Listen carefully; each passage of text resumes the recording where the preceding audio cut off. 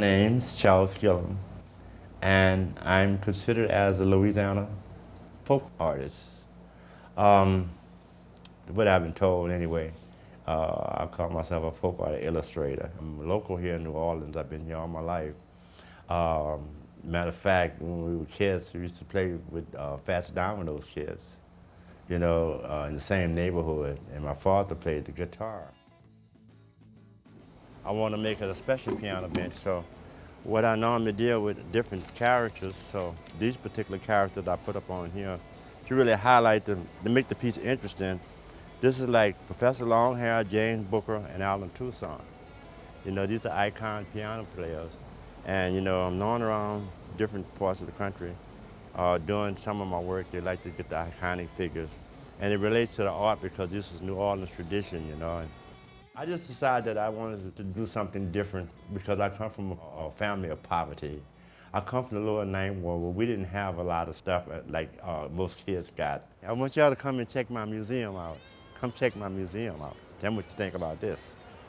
Something I created over the years, took time, but come check me out. The folk art zone began in 1999 when I first got the idea. It developed from an old friend of mine, an older friend of mine by the name of A.J. Boudreaux. He was one of the curators at one of the galleries that I met him, who got me hooked up with the House of Blues. He really, really supported me into what I'm doing as far as encouraging me to put together this folk art in zone. I learned from one of the most famous artists here in Algiers, around the country.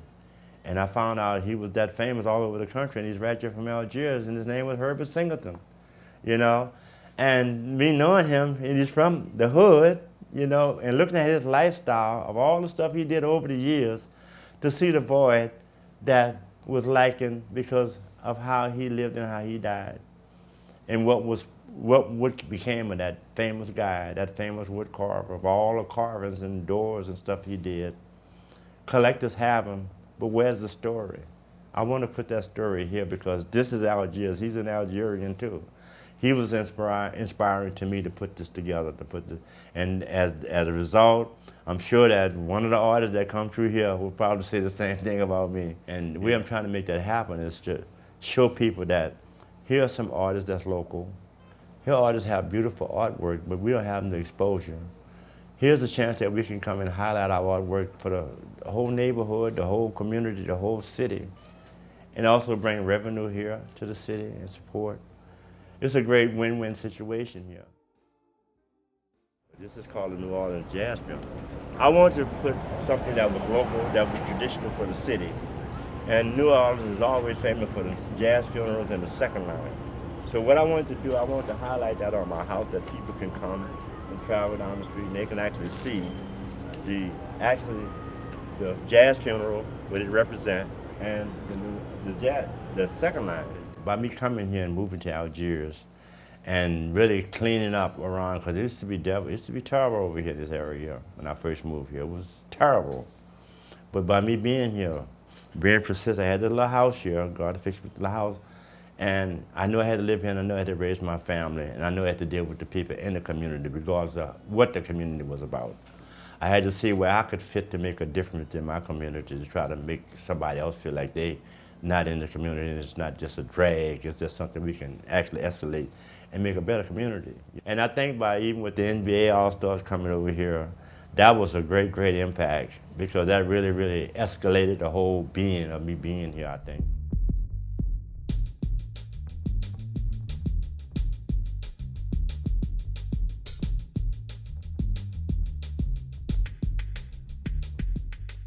Because what happened is that it made my family more supportive towards what can really be supportive of what I'm doing now. If they are, but they could, even more now.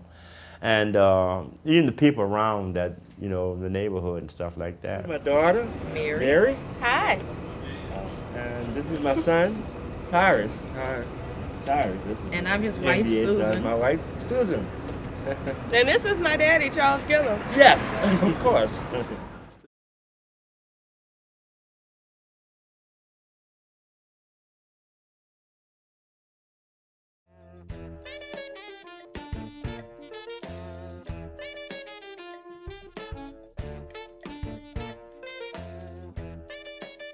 I want to start tours to come through here, you know, to highlight the city, to show them that, hey man, this is a part of Algiers that you're missing. You're missing. You go to the French Quarter, but you need to come over here and put the input into what we're doing here, because what we're doing here, we have made a difference.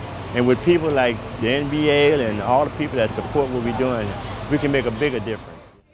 I'll send you a plan.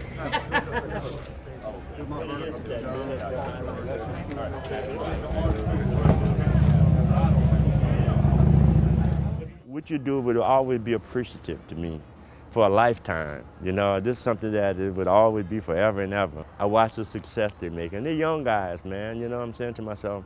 You know, wow, you know, what they had to go through and achieve to get to that point. They had to be good at what they were doing and real successful people to actually focus on what they're doing. I want to be like that here. I want to be like that, not the way they had, but I want to be to the point where people can understand and say, hey, look, here's a guy here, man, working. You know, he don't get no kind of grants or anything. What do you know him to do? He takes his art and he sells his art for whatever he can remember or whatever he can get for his art. But yet and still he takes some of his art to help raise his family, which that's where I get my income from, and actually put back into my museum.